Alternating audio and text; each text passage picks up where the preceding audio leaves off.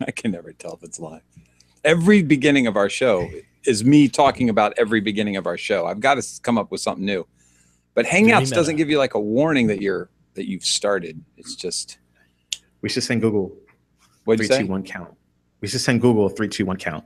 Right? Do something. I need some kind of information because I need to say something like, "Hey everybody, welcome to Game Audio Hour number 154, a weekly podcast. We discuss all things game audio, from creative ideas to the latest secrets, project experiences, audio secrets." Messed it up. Here you'll find your in-depth coverage and opinions related to game audio. Vince is much better at that than I am. I don't know. Did you have it written down, or did you memorize it, Vince? No. I write it down. I just copy it, put it on the other monitor, and read it. No, I have not memorized it. I neither have I. That's what's a shame. Hey, I guess I'm on so. that. Before I say how are you guys, I want to say, can somebody give us an information on our levels? We cannot tell in Hangouts when we're talking to each other before we start the show. We all sound good to each other, so we can't tell. But I saw there was a comment in last week's show that our levels were off. So please tell us whether our levels sound good or not. And while I talk to Vince and Chase about how awesome they are. Hey, Vince, how awesome is Chase? Chase is pretty awesome. I mean, look at him. He looks so cool and professional at the moment. Totally clean there. Let me lock in on him. Totally clean. There he is. Look at that. Totally professional. Look at the white shirt. Audio people wear black stuff. He wears a white shirt because he's got it going on. He's starting a new trend. Clean. I'm putting creative pins on my hat. That's the only trend I'm doing. Now, we should remind Vince of how awesome he is, although we do it every day because he is completely awesome. I mean, you can't spell awesome without Vince. We already know this. There's already a Vincent in awesome, really, in many languages. It's a true statement. Wow. I am happy to have you guys here, though. I think when I say awesome, we make a joke at the beginning of the show because it's uncomfortable. But it is true that you two are awesome, and I appreciate you being on the show. And what have you been doing this week? Let's start with Chase. Ooh. Well, the week just started, and what'd you do last week? I have the maelstrom. Oh, last week. Let's see here. What did I do last week? Recovered from the wedding from the weekend before, I think. I think that's what I did. Yeah, I just Breath of the Wild because Shadow of War is coming out tomorrow, and I need to be ready. Oh my goodness. Rad. How about you, Vince? You still moving? I am still moving. I got to be out of my apartment by the end of the month. It's looking tough. I have too much stuff. I don't know how the heck I fit all that stuff into my little apartment. It's ridiculous, the things that I have. Why do I have this many arcade boards for obscure Konami puzzle games? What the hell? That's awesome. I kind of wish that I wasn't so much of a dorky, hardcore game fan. Why do I need these arcade boards, damn it? Ugh. Well, have you seen the CRT TVs? That's the worst. Oh, you've got those too? Oh my god, I've got 2 CRT TVs. One of them is a 36-inch CRT. It's this Panasonic that's beautiful. It is also probably about 160 pounds. Yeah, I was going to say, isn't that called an anvil? Yeah. Ugh, it is so bad. And then there's, what is it? And then there's my Toshiba. I've got this fantastic CRT, 20-inch CRT, Toshiba, that actually accepts resolutions all the way down to classic CGA and all the way up to 1024 by 768. So it's beautiful if you want to hook up anything like an Amiga, or if you want to do arcade PCBs, all sorts of stuff. But again, it's a CRT. Why the hell do I have this in my little LA apartment? I am an incredible idiot. Whatever.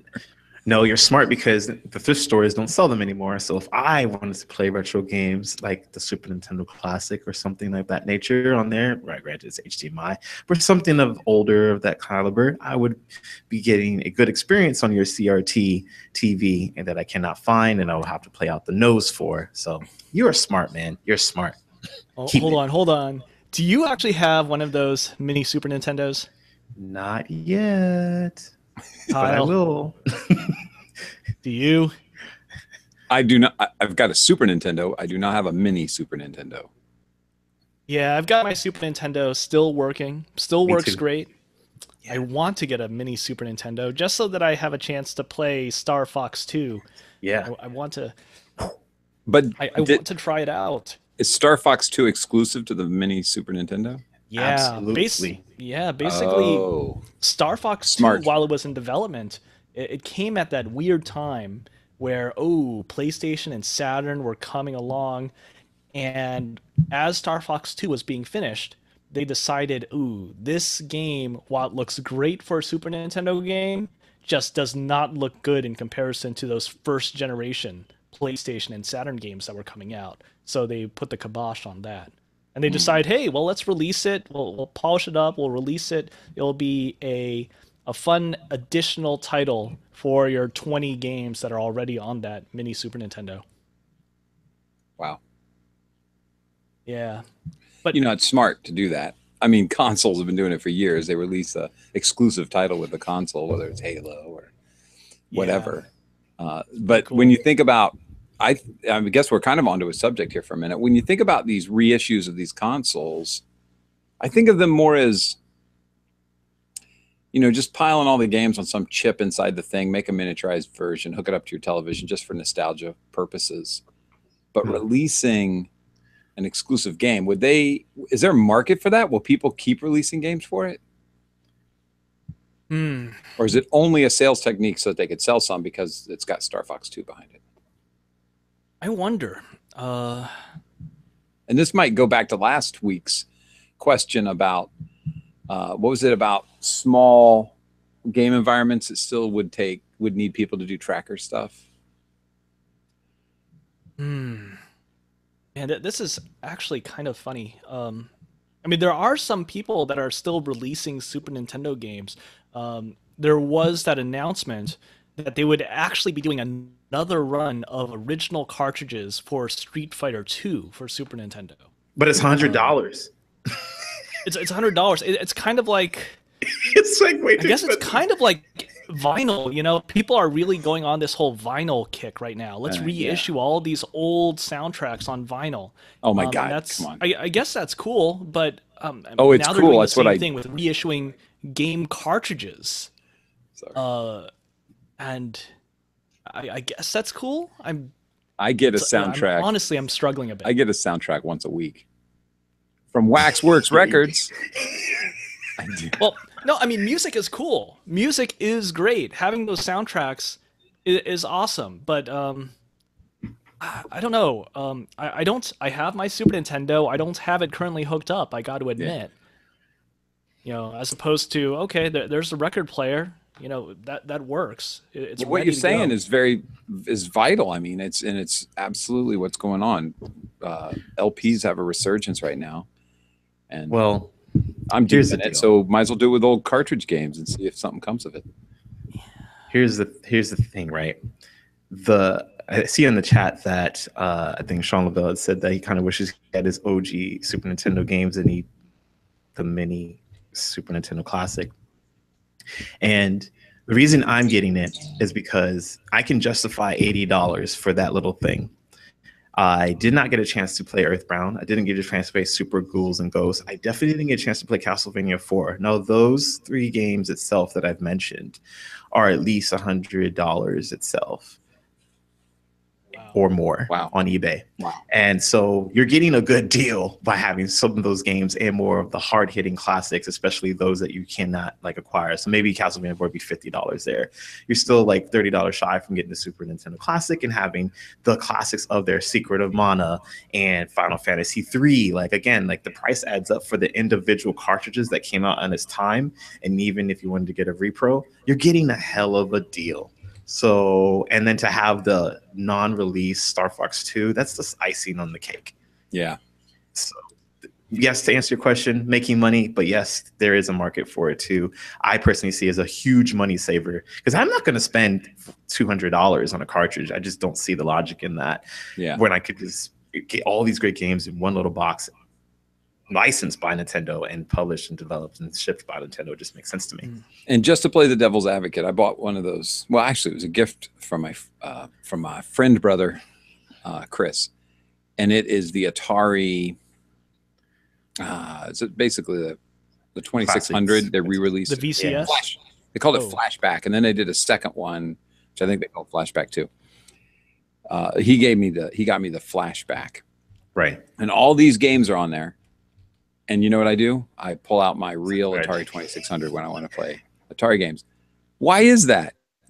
Why is that? And do you think there's something there? Like if somebody said, I want to go OG, would you recommend that they go and buy the old Pac-Man? They got like a Pac-Man joystick one. They've got the Atari Flashback. They've got the Super Nintendo. They just did the Nintendo one, right before the Super Nintendo one.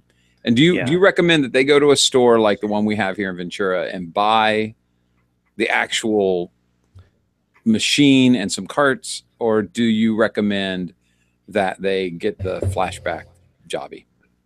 I recommend that they get the original because it plays better as it's going to be. Because first off, Nintendo is publishing that Super Nintendo Classic because that Atari Flashback came out, and I don't know if Atari, because the company went under, actually published that. You know what I mean? So like, who developed those games, and they're not going to play as well, as opposed to the Nintendo side. Again, you're getting all those cartridges amounts that add up more than just having that, and it's by them. You can in itself and know that it's coming from them. It's going to be reliable. But if it's not, Flashback, and it plays horrible, and it also plays in 60 hertz, which was the hertz of the music that plays in Europe, and I didn't grow up with that hertz of music, so I really can't even get into it. So in that regard, if it doesn't cost you more money than it should, and you want to get some of those things, definitely get the OG console, I believe, unless it's something of this nature, which is very rare when Nintendo does, and then you can go that route. I still believe on the OG system is the way to go natively.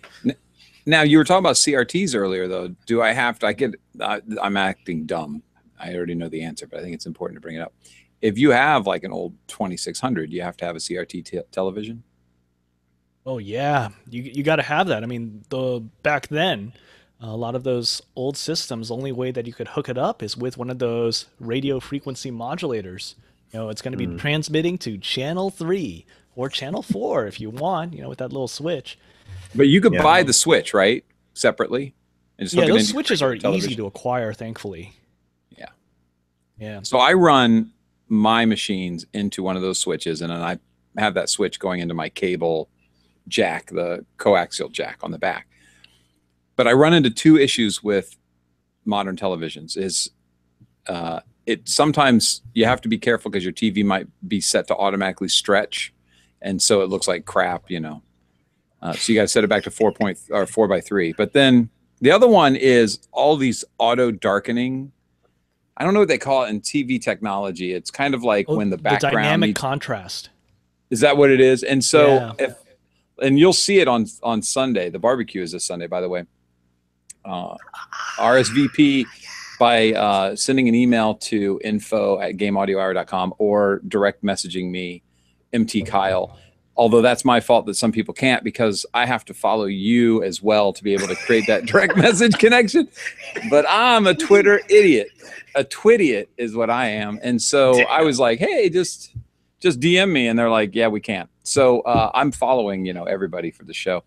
And then that DM becomes easy. But the thing is, we get attacked by bot emails. So I was trying to avoid an email situation. But everybody do it anyway. info@gameaudio.com. And let us know if you're coming. And when you get here, you'll see Pong set up on the television, fading from white dot to a dark gray dot because of that dynamic contrast thing. If you're playing the game, you're fine. But if it's just sitting still, it starts fading out, which is annoying as hell. And that's on a Sony television. If a Sony Bravia, whatever, what do they call it? Bravia? Yeah. Bravia. If somebody knows how to fix that, please tell me. Although the TV is super old, they've probably fixed it already. I've got it's like a 2005 Bravia or something. Oh, well, so that's. I want to go back to audio on this topic because it's worth mentioning that on both the Mini Nintendo as well as the Mini Super Nintendo, they sound a little bit off. And it's not just me. A Mm. lot of other people, not necessarily the audio connoisseurs, are talking about things like, this doesn't sound quite right. And I was Oh actually no. listening to a podcast the other day, just a regular video game development podcast, the 8-4 podcast, which is pretty cool. And they were just talking about their own mini Super Famicom exploit. So they're in Japan and they grab it and they're playing it. And the people that are around are telling them, "Can you stop doing that charging shot? Because it's so annoying." A lot of high frequency sounds just don't sound quite right. And they're not quite sure whether it's an issue with the actual audio, the analog circuitry that is there, or is it just an issue with the emulation for the audio system on the Super Nintendo, which was pretty sophisticated for the time, but still, it is a little bit surprising that the audio is not quite perfect on both the Nintendo and the Super Nintendo, to the point where people are saying, "Whoa, that actually sounds kind of annoying." You know, it would Interesting seem that you that bring that up because I was just watching the Final Fantasy VII. uh-oh, did we lose Chase? Or is he He still was thinking? watching Final Fantasy VII, and then Well, I was going to say, I'll step on his lines since they're invisible. You know, it's like Isotope made some software that could fix that before they released their hardware. oh man, You know, Isotope. while we're waiting on Chase, because I think he's got to run down, put some money in his payphone connection to the internet. It's my favorite joke. I do that when I'm gaming online, like playing Call of Duty, and somebody like skips or something looks weird. I just yell out to my friends, "You gotta go put another quarter in your internet connection." Hey guys, thank you Isotope for sponsoring the show, and we are due to give something away. So we are going to do. Let me share here. How do we do this again? We do a share screen. It says, "What screen would you like to share?" Oh, I'm getting a little tricky here. Here we go. Okay. Screen share. Can you see that? I'm seeing it. Present to everyone. Sweet. Everybody, you got a chance to win Neutron 2, the very newest Isotope software that's out. They've got a bundle, which is 08N2. This is just Neutron 2, though. It's fantastic. I use Neutron all the time. I love, and some of the features that are coming in Neutron 2 are just unbelievable. Where you can have it evaluate songs that you like so that it'll apply that kind of mixing and mastering to your own songs. Of course, you have complete control over it. That's one of my favorite things. Their mixing window in Neutron 2 is pretty amazing. You can like drag everything around into the space of stereo and volume up and down. Oop, I did it again. Up and down is volume, right and left is stereo, and then you can widen each node, which is the spread. Great way if you've got like a big orchestra piece, you could just create like your orchestra seating chart and just have it automatically handling that. Anyway, so if you're interested in winning Neutron 2, please send a tweet that starts with some words, not the @ symbol, and send it to @Isotope Inc. and @Game Audio Hour, and include the hashtag New2, NUETWO. And next week we'll pick a winner. Thank you, Isotope, for sponsoring the show. Man, that's cool. I'm actually slightly jealous. You know, I'm thinking, oh, should I upgrade? Because, you know, I've got Neutron, I've got Ozone. Am I going to upgrade right away? I'm a little bit jealous, but I guess I can't really join in this contest, can I? That would be a little unfair. And I was going to say that to everybody out there, we don't, you know, Isotope is helping us help you, you know, and so this isn't kind of what's the word I'm looking for? It's not like they're handing us software too. We pass it on through to you guys, and we are sometimes very envious that you've won this stuff. True. Yeah, that's for sure. But Isotope treats everybody fairly, and they have a great upgrade price right now for anybody who has like, what's the production bundle, I think it is. It's a really good upgrade price. So I take this down now. If you saw it, Hashtag new to, send it to Isotope Inc. and at Game Audio Hour, but put some text at the beginning like how extremely handsome Vince and Chase are, and then it'll get through to us and we'll pick a winner next week. Oh man. But you guys are handsome. Now some They're people too are kind. better heard and not seen. So You know what I always say? I have a face for radio. I don't know about that. You know, every You're a time pretty this thing handsome fellow flashes to there. me, every time this thing flashes to me, I see this tape deck and I think that son of a gun stopped working. It's really ticking me off. It's a mastering deck. It does this weird thing. Tell me, anybody who knows anything about tape. Although I want to give a shout out in a minute. But what happens is if you play a tape on this regularly, you hear all the dynamic range. It sounds like you're listening to something, right? If you take that tape and rewind it for a split second or longer and then play it, it sounds like it's on the other side of a wall, like you're outside a discotheque. So it only happens when it rewinds, and then it just sounds like, it just loses all the high frequencies. Is one of the other heads being enabled after that? Because that does sound like, multiple heads are actually going to be playing it, because then that would basically function as a short delay, which would cancel out a lot of high frequencies. But yeah, maybe it's a cancellation thing that's going on.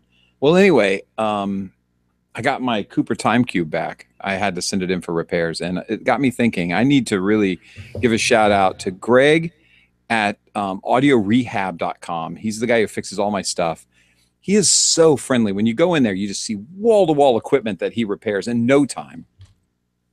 He's super fast, and then he greets you, and he walks the stuff out to your car with you. And just what a nice guy. And I think I don't want to guess at his last name. I guess I'm going to have to. I think it's Granier.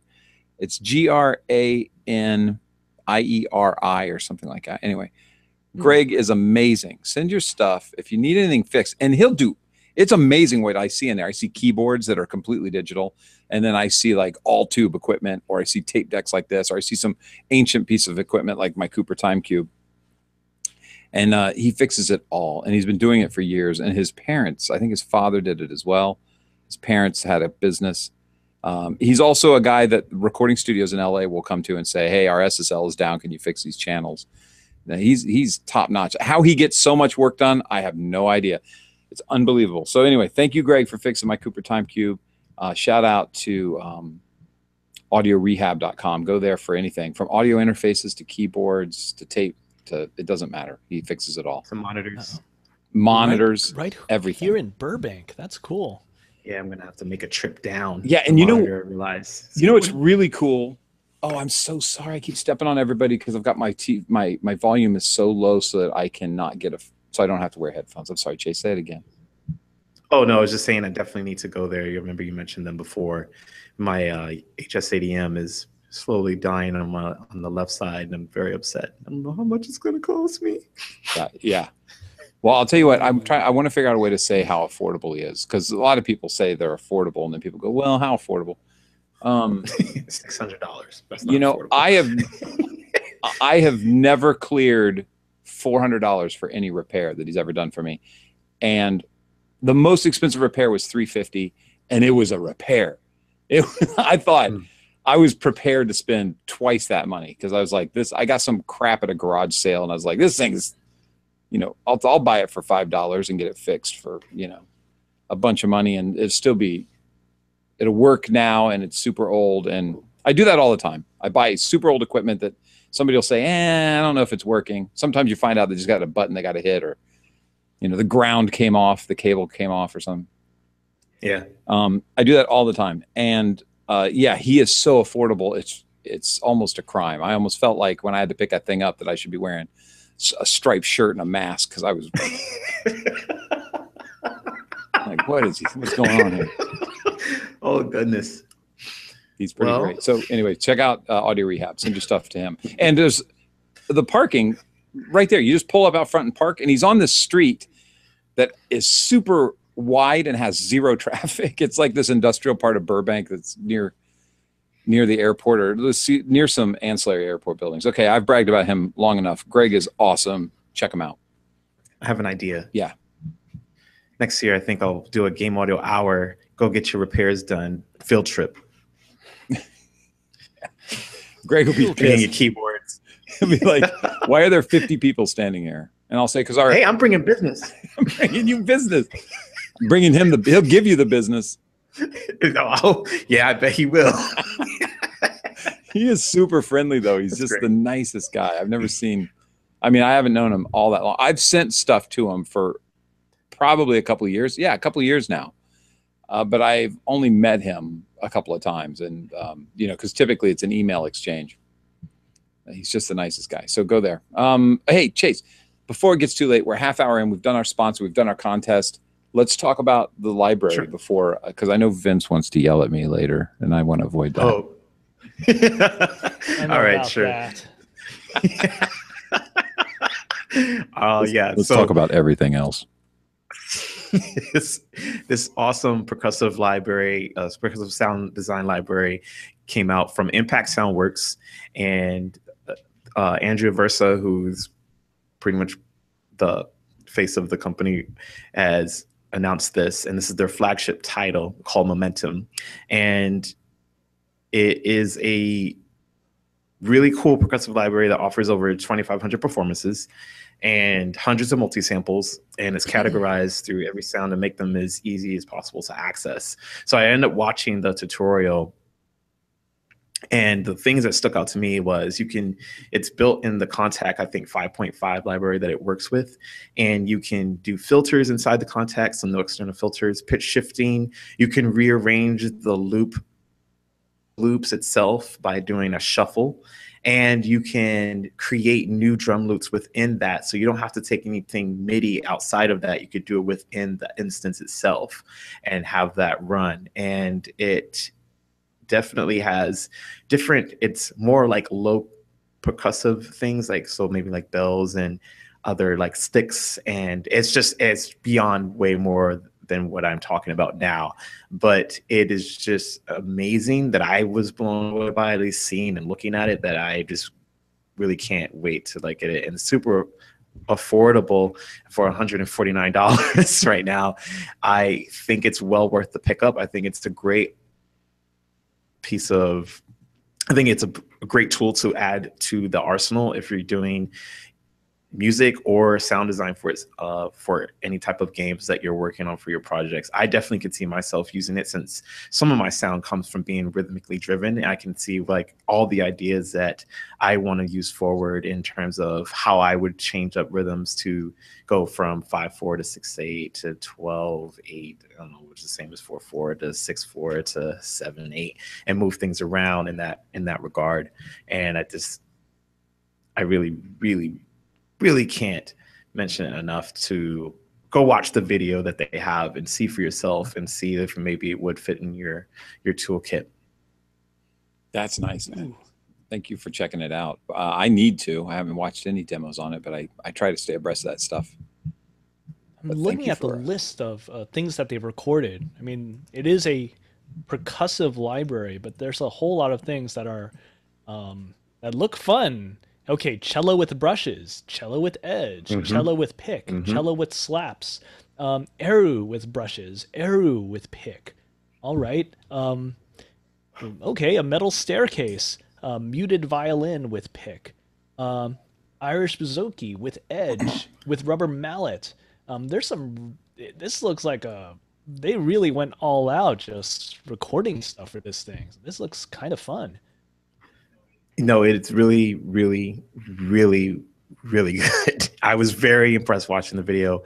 I mean, and it offers other things from their features that they've seen from Super Audio Cart, that they have different effects that you can add on to them, like compressors and transient designers and scream and bit crusher and delays and EQ. And like I said, it's all inside the instance. So this saves, I believe it will at least hopefully save you memory power when you're booting these instances up, since you don't have to maybe pull up a FabFilter, compressor or delay, or the things that will cause RAM to pretty much get bogged down within your workflow and your system. And so I just thought, just looking at the video itself, I was like, wow, I just really can't wait to buy this when I'm on a project that I know I can use it for it to its full potential, because I'm just definitely going to hop into the 18-foot pool.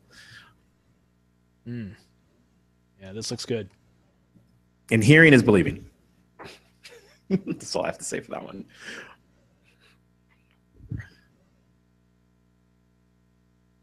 Hey, Kyle.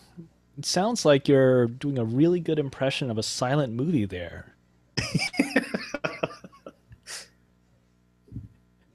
Oh, man. Well, let's see. While Kyle is not quite here, let's see what can we talk about. Man, sorry, I'm trying to figure out how to be like really sort of insufferable to Kyle, but I'm actually really bad at that. I'm just not a very malicious or vindictive guy, unfortunately. Come on, Chase, can you insult him in a really fun and classy way? There's nothing that's coming to my mind. It's Hello, really... can you hear me?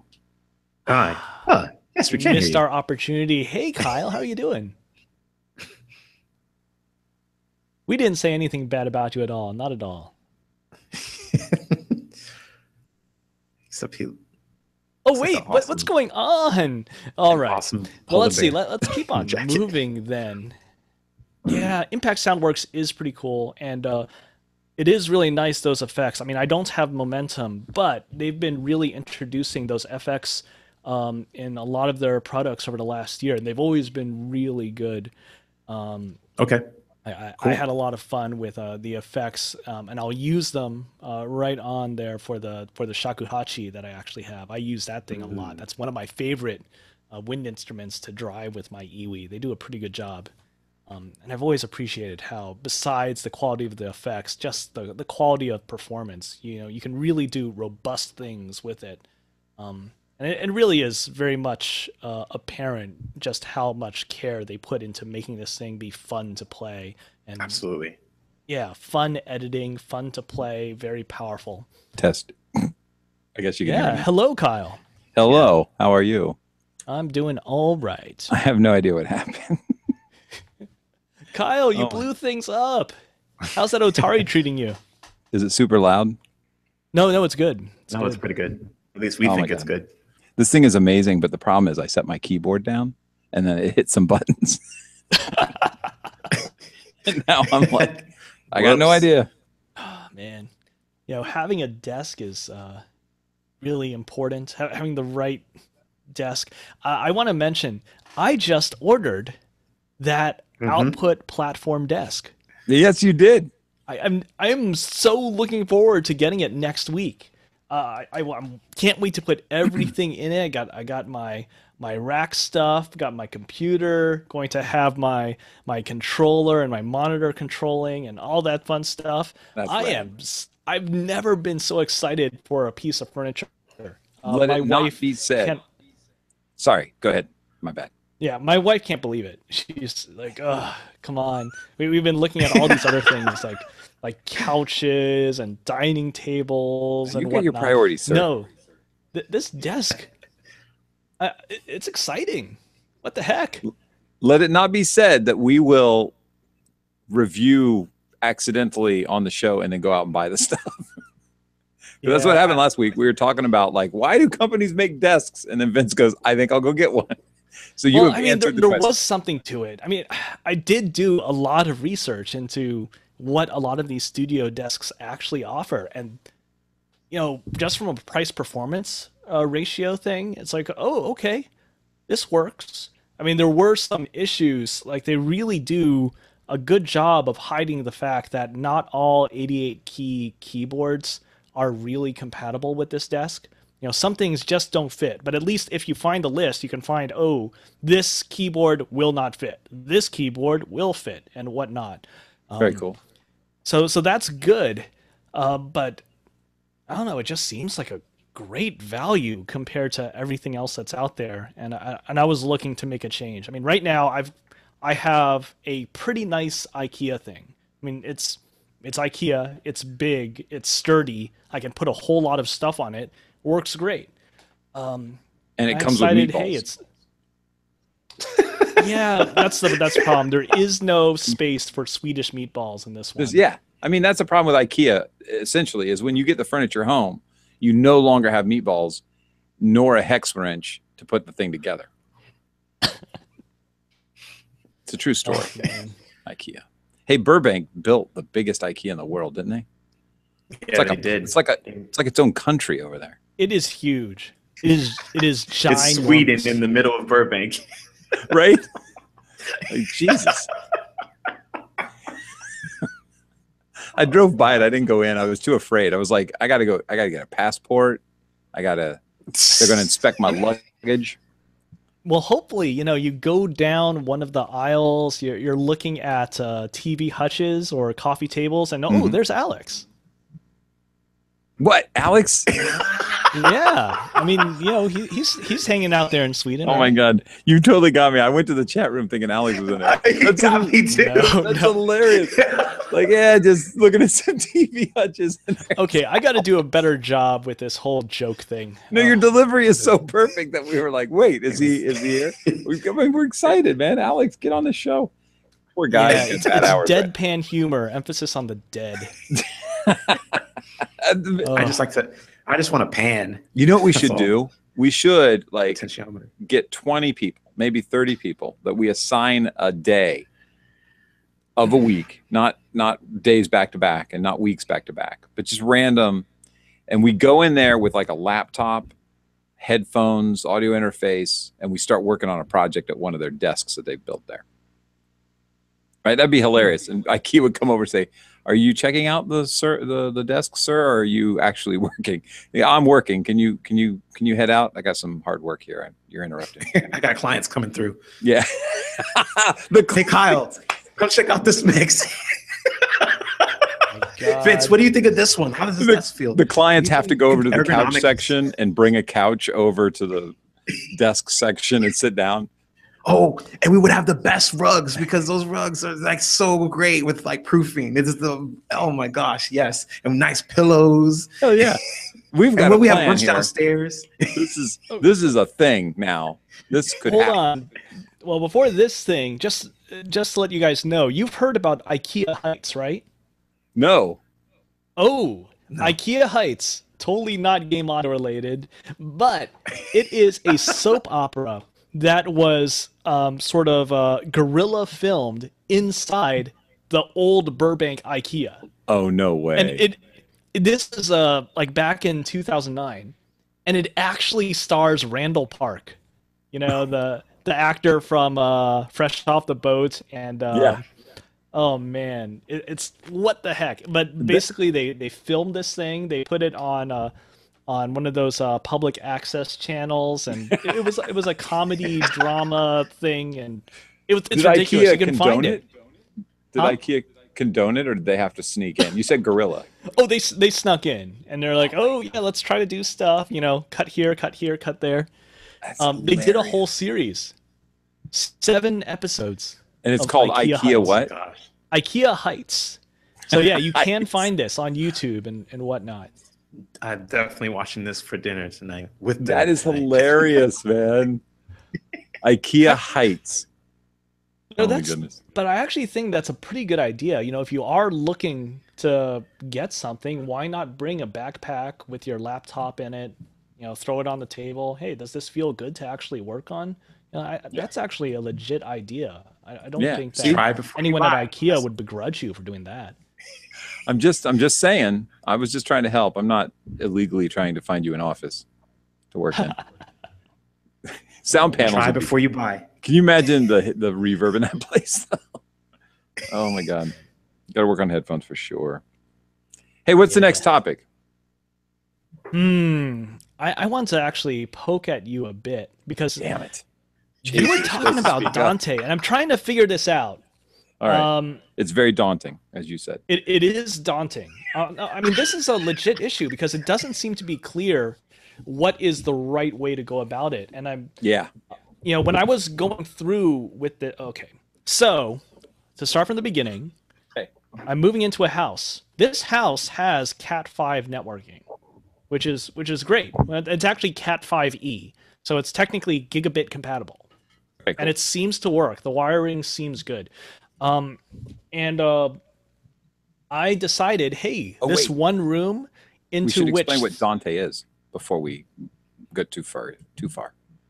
well, let's see. Were you We'll doing explain that? Dante in a bit, but I want to set things up first. Okay. But Sorry. so I've got this space for my home recording office space up on the second floor. And downstairs is where I want to put a piano because it's a piano. And there aren't too many big spaces up on the second floor anyways. And I'm thinking, wow, I could probably use the networking that's already in the house to actually record this piano. Okay, I got mics on the piano. I'll route it through the Ethernet cabling and record it. And so I'm looking around for things like, okay, SPDIF to Cat5. What'd you call me? Toslink to Cat5. And it's kind of amazing how rare that stuff is. I would figure that it would actually be rather easy to do it.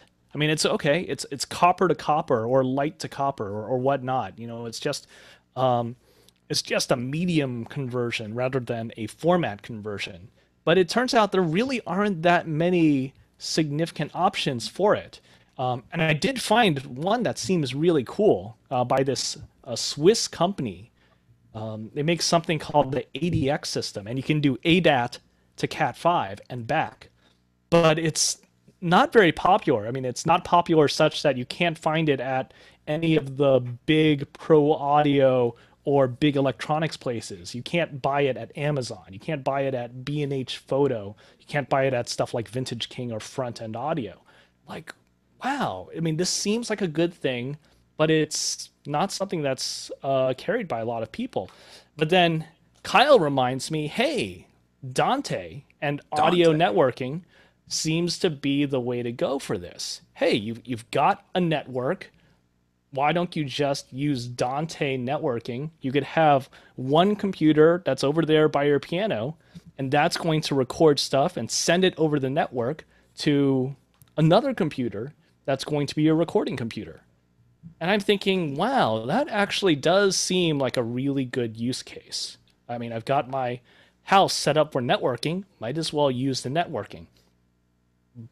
But I'm still a little bit leery of that. I'm a bit weirded out just because now you've got this whole thing of the sound going through an interface, going to your computer, being sent over the network, and then being received by your recording computer, as opposed to, oh, it's going to a preamp and then over what should just be cable and interface before it hits your recording interface. So I don't know, it's just weird to me that it's not an obvious solution thing. It's something that I still have to discover and, oh, does this thing actually exist or not? Well, the big thing about Dante is is latency is number one to Dante. And so they have certain things you can't do. Like you couldn't hook a studio on one side of town to a studio on, that you're sitting in on a different side of town. Mm-hmm. Going over the internet is not something that they're offering. And please correct me, people who know, if I'm wrong. So, but you do have to have an interface connected to your computer that you're going to record on, because you have to have microphones, and so you have not, obviously you could use your laptop to run microphones through some sort of software that probably generates 45 volt out of the speaker plug or something. I imagine that's out there, but the idea is to hook up an interface to your computer. So if you've got zero latency or near zero latency from the microphone to your computer because of that audio interface, then once it's on your computer, the software that's on your computer and the software that's upstairs on your recording computer sync up via Cat6 and hurry up and just pass everything back and forth. So you have this practically unnoticeable, because that's their big selling point, is that you won't notice any latency. And obviously there is latency, but anything, what is it, 10 milliseconds, and you can't really tell there's latency? Anything below 10 milliseconds. Right. And so there's good somewhere networking interfaces. Yeah, there's somewhere way below that. Should be less than a millisecond, honestly. Well, that would be nice, right? I agree. Yeah. And perhaps Dante has achieved that, but that's their big thing. So I have confidence that since that's their number one selling point is their latency, that you could, using their software, which I think they have a number of softwares out there, but VIA, I think, is the one that you're looking for, which will find its cohort and crime on another computer and then link up over the network that you have. I was looking at that, yeah, and it's something like $50, so it's pretty affordable. It's not bad, yeah, it's not bad. Yeah, but I would still need to have another interface though, and that interface will add latency that's all right. You only need one interface, right? Because your microphones are going into an interface from your piano, but the computer upstairs with that's recording doesn't need an interface. You just need headphones into it. Right, it's just over the network. It's not going through the interface, right? So I think you just need one interface, two computers, and you can record. And then what's really cool is if you use some kind of, like I was saying, app on your phone, you could be sitting at the piano hitting, play and stop and everything while your recording computer is upstairs. Okay. Yeah, actually, now that I'm thinking about it, maybe this Dante thing is not a bad idea. Although I still think that 30-day trial. Yeah, I still think that I would want to have two interfaces though, because I mean, I have the recording interface for my computer. It's recording all my analog synths or my romplers or voiceover up there. I'm not sure I want to be constantly connecting and disconnecting it. Oh, I'll bring the interface down and then record my piano. Yeah. That interfaces can get pretty pricey too. Oh my goodness. I mean, I've got a pretty nice RME interface, and that cost me like, more than $1,500. Great interface. I love it. The drivers are fantastic, but I'm not sure if I want to buy another one of those things. And RME does not make cheap interfaces. No, they don't, but they're good. And I know more about the hardware that's going on with Dante and Focusrite and what's the other? Darn it, there's another company. My brain just doesn't recall stuff as fast as it used to. But the hardware that works there is really quite cool. The software version that I'm talking to you about is basically just taking your computer and your laptop and doing the same thing that the Focusrite hardware, the Red series hardware does. And it is super fast, and through a router, or a switch, not a router, a switch specifically. It's very, very fast. Very good software. But you're right. I mean, who wants to take apart their main recording rig to go record someplace else? Take that interface apart and go down there with it. So a second interface. So maybe the question we're approaching right now is, what is an affordable interface that's going to get you a mic quality for your recording that you want to hear?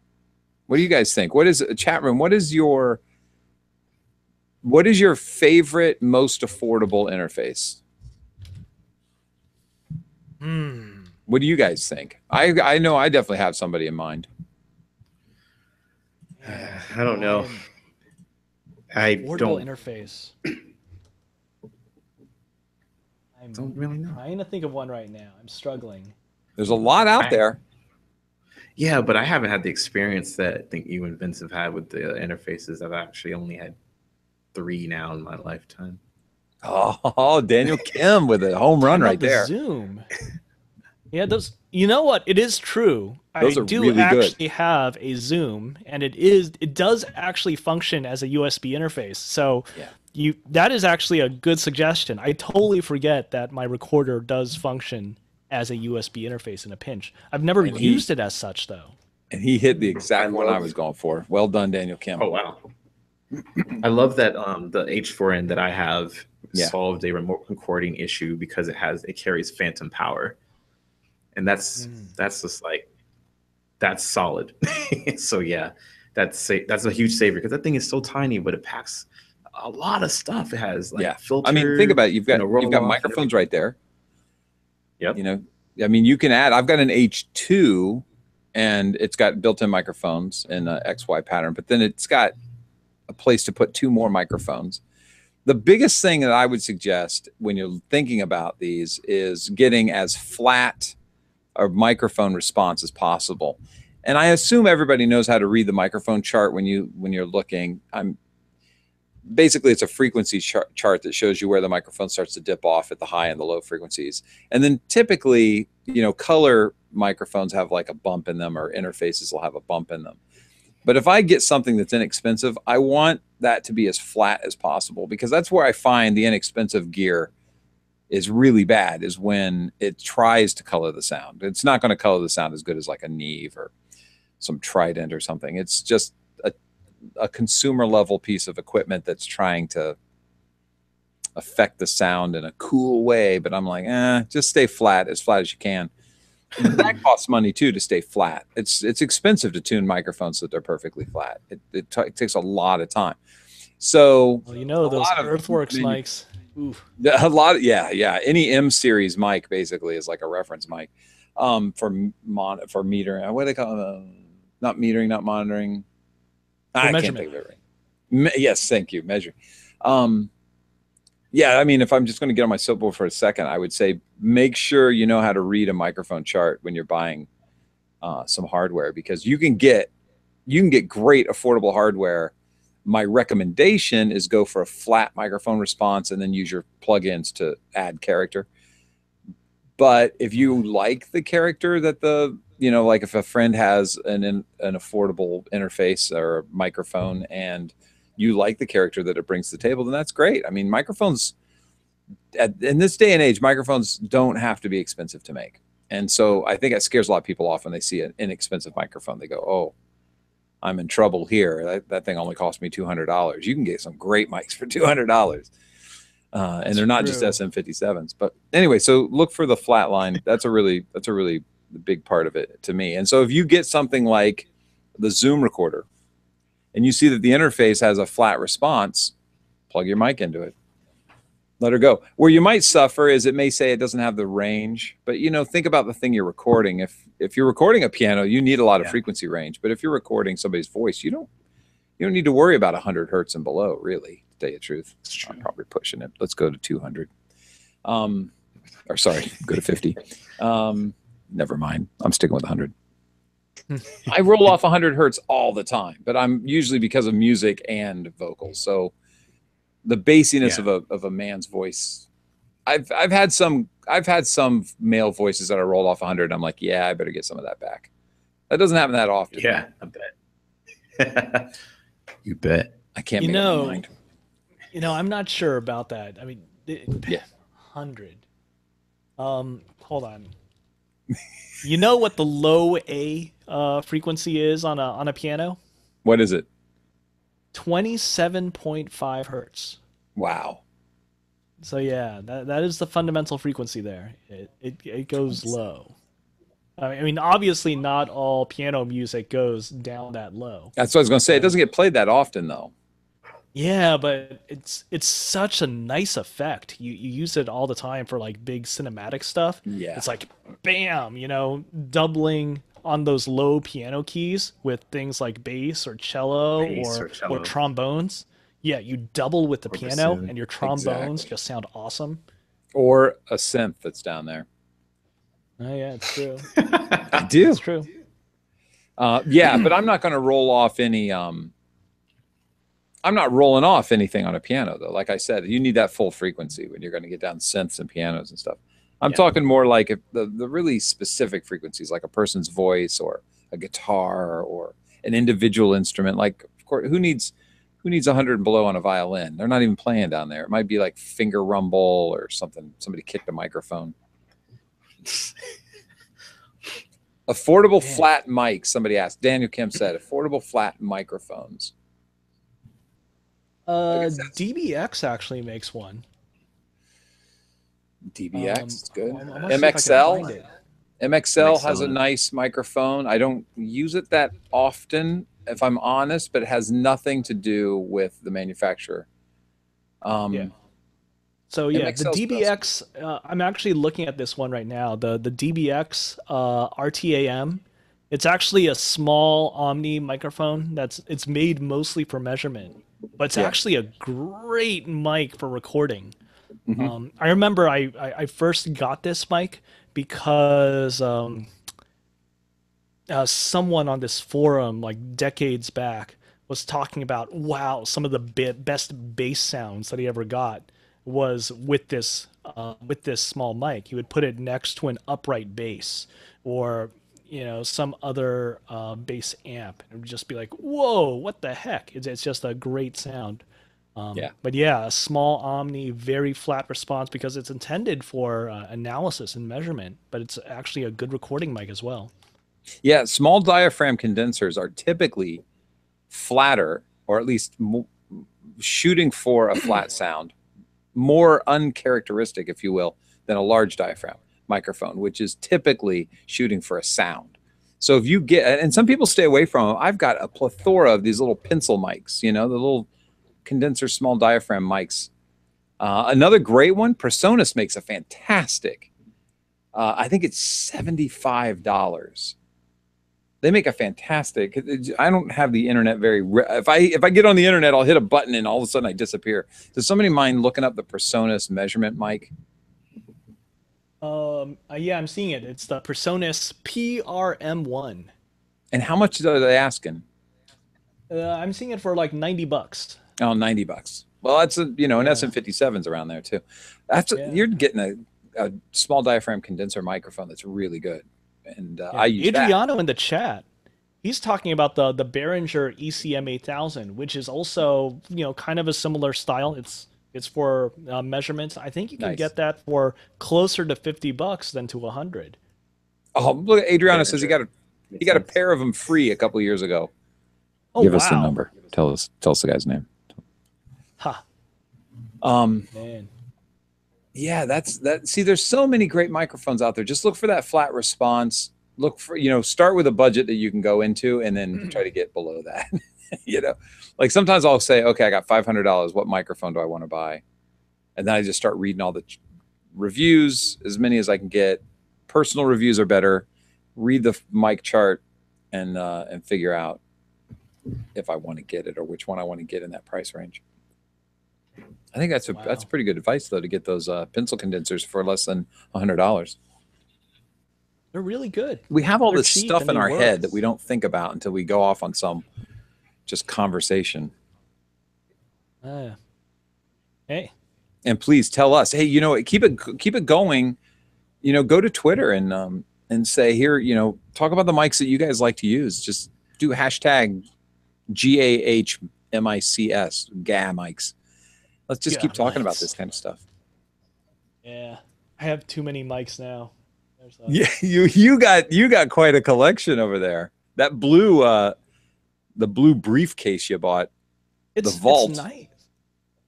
It's so funny. I started collecting all these mics because I found it worthwhile for me to be able to record pickups for voiceover actors here who just couldn't get back into the studio, but they needed to get close to what they were recording before. Heck yeah. So, yeah.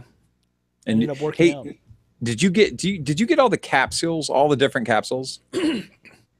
Not all of them, but a lot of them.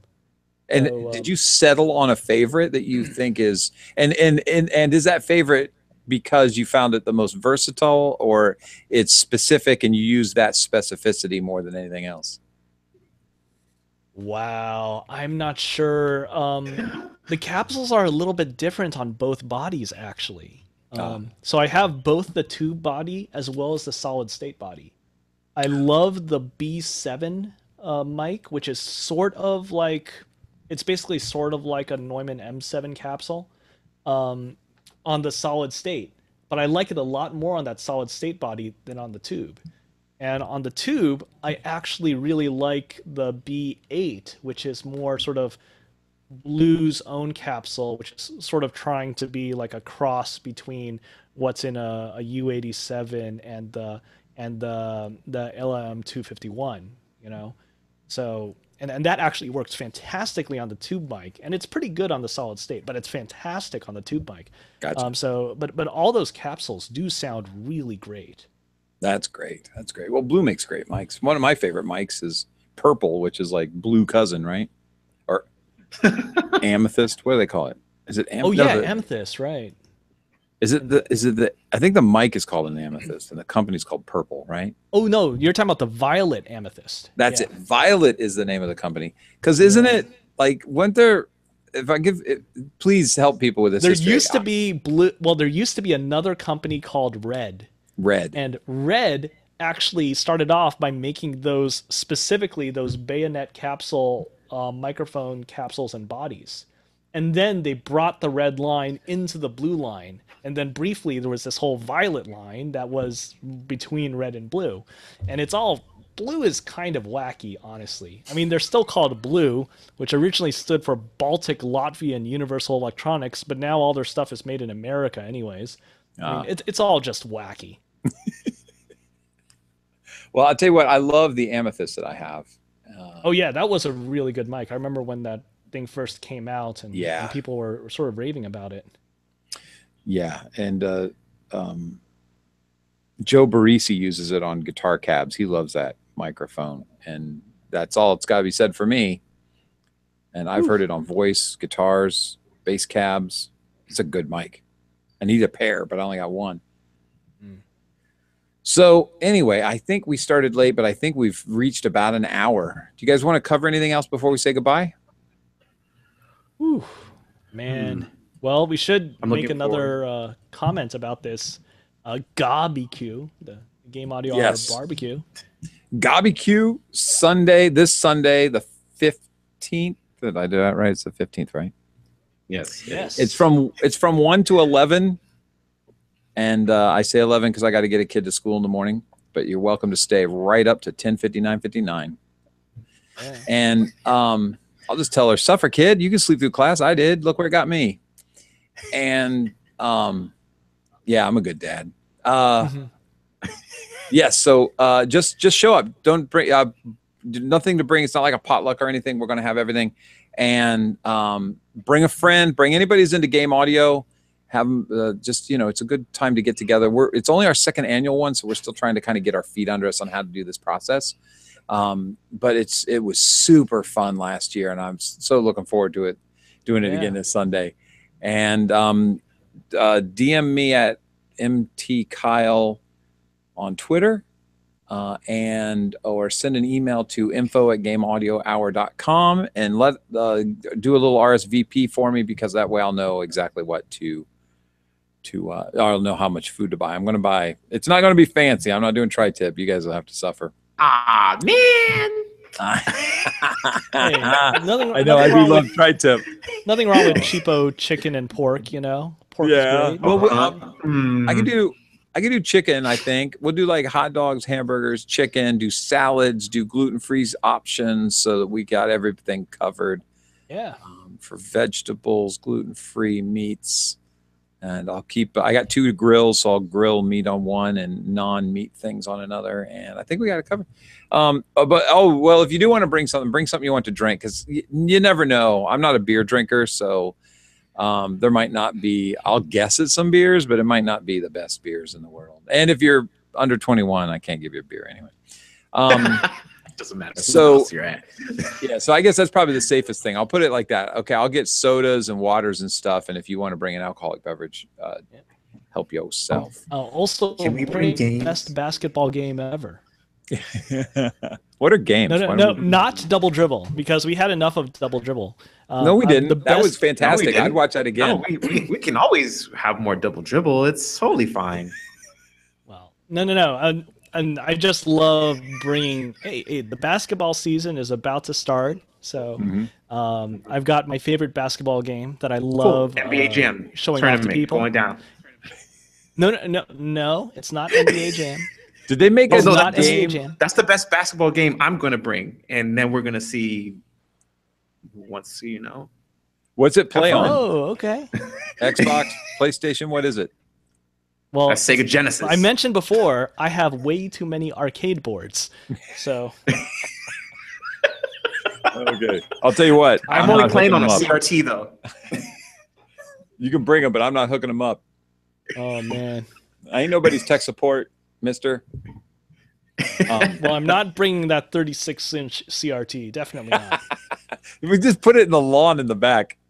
That's about how far I can do it. I'll be sure to shop around all of the stores in the municipality of Ventura County so that I'll bring it to Kyle's house. It looks like you're already in Ventura County from that wall behind you. Oh, what? Aren't you already in Ventura County now? I'm not, actually. No, I'm in Northridge. Oh my goodness. The wall behind you is how I figure out where you are in location. I'm changing it every time. It's gonna be my little thing. What's scary is when I go, "Aren't you in Ventura?" And you go, "Yeah, Kyle, I'm in your living room. Can't you tell?" I'm in the other room. That'd be hilarious. All right, guys. Well, don't forget about the contest. Thank you, Isotope. We're giving away Neutron 2. Send a tweet with some letters before any @ symbols or hashtags. Send it to Isotope Inc. and Game Audio Hour hashtag New2 NUETWO, and you could get a chance to win Neutron 2. And I'll see you guys next week. NEU. NUE. What? Wait a minute. What? Really? Yeah. NUE? Yeah, because I probably misspelled it. No. It's well. You want NEU, right? Because it's the spelling of neutron, right? I don't NEU. I don't care. Don't rub it in. I misspelled it. Don't make a man look bad. Hold on. I'm gonna look something up. Hold on. Before we hang up. You should just put that screen up. You know, for the guys that came in late. Oh yeah, I'll put it give them up. a chance. Get ready. You're gonna see this. This is hilarious. Hold on. I think I know why I misspelled it. I'm about to tell you why. I just gotta double check. Here you go. Yeah, NUE is what I got in there. Oh, NUE. I don't care. You do NEU, NUE, it means the same thing. All right. Yeah, do either one. We can work with it. We're adaptable. Hold on. I'm going to tell you why. Nope. I'm an idiot. I misspelled it. I was in a hurry. It's all good. Yeah, no worries. All right. No, I don't care. NEU, NUE, whichever you like.